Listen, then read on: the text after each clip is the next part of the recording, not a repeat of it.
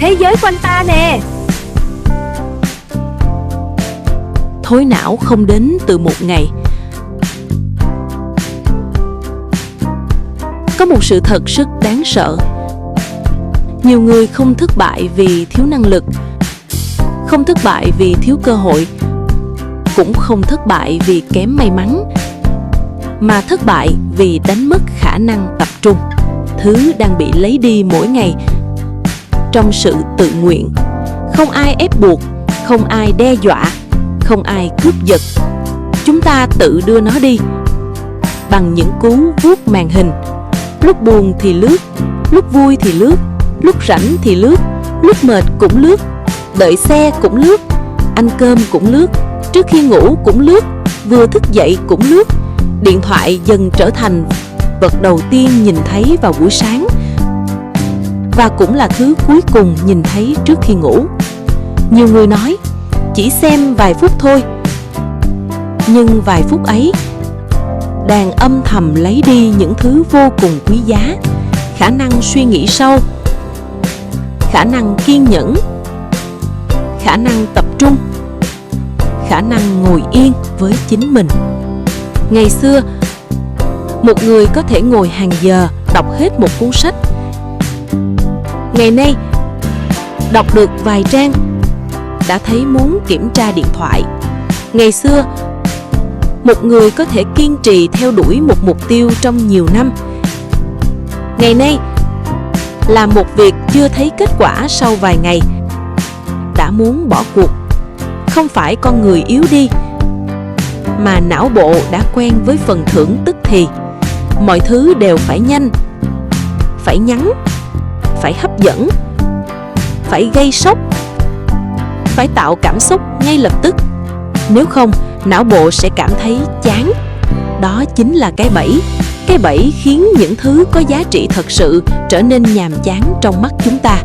Đọc sách nhàm chán, học kỹ năng mới nhàm chán, tập thể dục nhàm chán, làm việc nghiêm túc nhàm chán, xây dựng một ước mơ dài hạn nhàm chán. Trong khi đó, một video 15 giây lại hấp dẫn, một câu chuyện drama lại hấp dẫn, một tin tức gây sốc lại hấp dẫn, một cuộc cãi vã của người xa lạ lại hấp dẫn.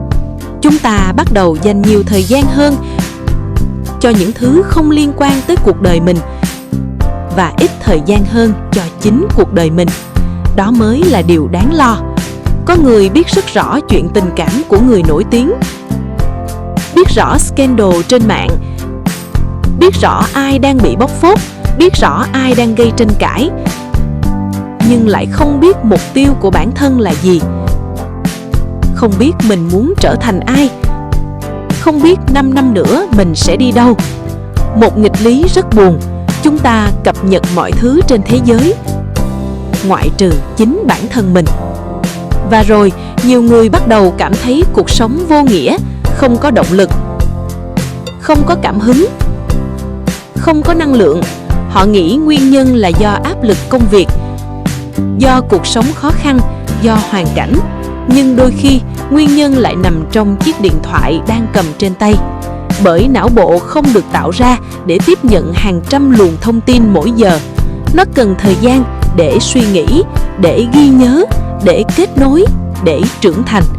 Nhưng video ngắn không cho não bộ thời gian đó. Nó liên tục ném vào đầu chúng ta những kích thích mới hơn, nhanh hơn, mạnh hơn, khiến bộ não luôn ở trạng thái đói dopamine, luôn muốn thêm một video nữa, thêm một lần vuốt nữa, thêm 1 phút nữa. Nhưng sự thật là chưa bao giờ chỉ có thêm 1 phút. Cũng giống như chưa bao giờ người nghiện nói mình sẽ nghiện 1 lần. Mọi sự lệ thuộc đều bắt đầu từ những điều rất nhỏ. Điều đáng sợ nhất của video ngắn không phải nó lấy đi vài giờ mỗi ngày, mà là khiến chúng ta không nhận ra mình đang mất gì. Nếu một tên trộm lấy mất 1 triệu đồng, bạn sẽ biết. Nếu ai đó lấy mất chiếc xe, bạn sẽ biết. Nhưng nếu mỗi ngày lấy đi 1% khả năng tập trung, 1% khả năng suy nghĩ, 1% sự kiên nhẫn, có lẽ rất lâu sau bạn mới nhận ra. Khi ngồi trước một cuốn sách mà không đọc nổi, khi bắt đầu một công việc mà không tập trung nổi, khi muốn thay đổi cuộc đời nhưng không đủ kiên trì. Lúc đó, cái giá đã được thanh toán mà không hề có hóa đơn báo trước. Có một câu nói rất đáng suy ngẫm: những gì thu hút sự chú ý của bạn cuối cùng sẽ trở thành cuộc đời bạn. Nếu mỗi ngày sự chú ý được đặt vào kiến thức, bạn sẽ trưởng thành. Nếu mỗi ngày sự chú ý được đặt vào kỹ năng, bạn sẽ tiến bộ. Nếu mỗi ngày sự chú ý được đặt vào mục tiêu, bạn sẽ đi xa. Nhưng nếu mỗi ngày sự chú ý được đặt vào những thứ vô nghĩa, cuộc đời cũng sẽ trôi đi vô nghĩa. Thời gian là thứ công bằng nhất thế giới. Ai cũng có 24 giờ, nhưng điều tạo nên khoảng cách là cách sử dụng sự chú ý trong 24 giờ đó. Có người dùng nó để xây dựng tương lai, có người dùng nó để giết thời gian. Và rồi nhiều năm sau, hai cuộc đời hoàn toàn khác nhau xuất hiện. Một người ngày càng mạnh mẽ, một người ngày càng mệt mỏi. Một người ngày càng tự do, một người ngày càng lệ thuộc. Một người làm chủ điện thoại, một người bị điện thoại làm chủ. Vấn đề không nằm ở công nghệ, vấn đề nằm ở việc ai đang điều khiển ai. Bởi điện thoại vốn chỉ là công cụ, nhưng khi công cụ bắt đầu điều khiển chủ nhân, đó là lúc cái bẫy đã hoàn thành. Có một điều rất lạ, con người ngày nay tiếp cận được nhiều kiến thức hơn bất kỳ thế hệ nào trong lịch sử. Chỉ cần một chiếc điện thoại có thể học ngoại ngữ, học kinh doanh, học đầu tư, học kỹ năng sống, học gần như mọi thứ. Nhưng nghịch lý là càng có nhiều thông tin, nhiều người lại càng cảm thấy trống rỗng. Có khi điều một người cần nhất không phải thêm thông tin mà là bớt thông tin, không phải thêm video mà là thêm khoảng lặng, không phải thêm tiếng ồn mà là thêm thời gian suy nghĩ. Bởi những thay đổi lớn nhất của cuộc đời thường xuất hiện trong những khoảng lặng, khi ngồi một mình, khi suy ngẫm, khi nhìn lại bản thân, khi tự hỏi mình thực sự muốn điều gì.